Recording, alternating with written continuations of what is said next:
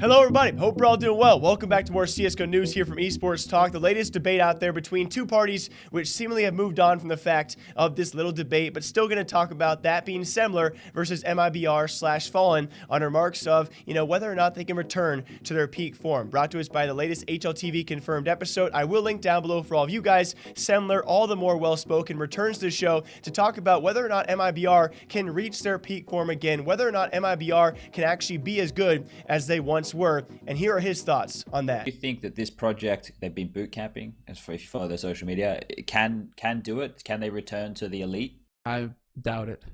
Okay. If I'm going to be blunt, because I feel like the way that they got to the top was through the hunger of trying to reach the top, right? They had that carrot on the stick of putting it all on the line, no holds barred, everything going into just trying to make it to the top. And then they reached the top and they became dominant, and they had some of the best players on the team, obviously, Cold0, etc., Fallen. But then once they got to the top, maintaining that cutting edge, I think is what has it has blunted the weapon that is MiBR. It's worn them down to the point where now I don't know if they're just trying to be on life support and just trying to hang in there for as long as they can.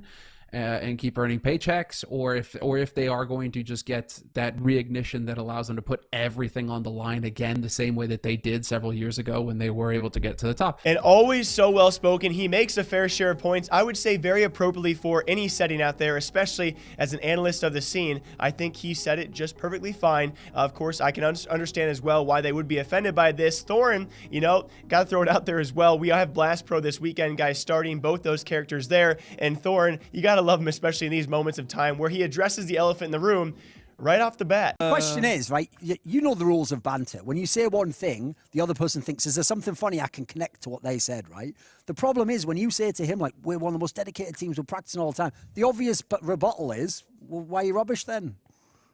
That's a good one, Tori. But down to the bare bones of this, Semmler obviously sparking a response in Fallen. He takes to Twitter with some tweets as well, talking about their long history in CSGO, right? Their rise, their fight to do so, the amount of time and effort they put into the game that many people do not actually appreciate. So his tweets on screen for all of you, as you can see, identifying just how hard they do work, the amount of time they do put in. He goes on to state the sacrifice they have, 5 years outside of the country, away from home and far from family, only living the game. And then with Taco, his response as well, he said he can't wait to the end of the month to collect his check. Obviously, the team, or at least these two characters, Fallen and Taco, were offended somewhat by what Semmler had said. Understandably so, but you understand from both sides why Semmler would point this out. Like I mentioned before, we have seen plenty of teams out there make a rise, but notably, MiBR was one of them. Virtus Pro was one of them. They secure these longer contracts, the big money comes into the game, and we see these fall-offs, and when it comes time to producing results, MiBR for some time now just have not produced. But I will say this, to their point,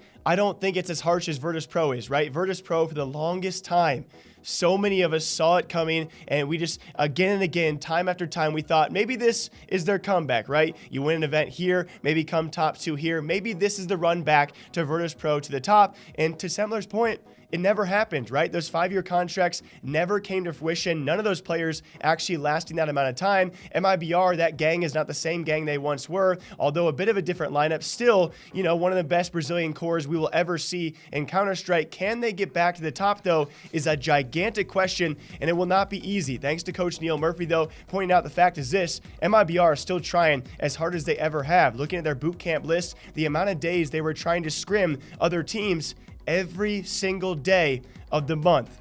That's pretty insane. So I will say this, you understand both sides. Also, both parties have clearly moved on. It only did not mean anything ill will from what they did state towards each other. But you got to ask yourself the question, can MiBR do it? And if they can, 2020's got to be the shot, right? They're only getting older. They're only getting slower when it comes time for reflexes. And the younger people, the younger Brazilian talent out there, they're only getting all the better. So if it's going to come true, I think 2020 might be the year. Either way, I still love talking about these points because both sides make some very clear points. MiBR is still trying, right? Yes, they're being paid a lot of money, but they're still trying as hard as anyone out there. Can they rise back? That's the ultimate question. And along with that, they have not been producing results. If there's a time to shine, it might be this year.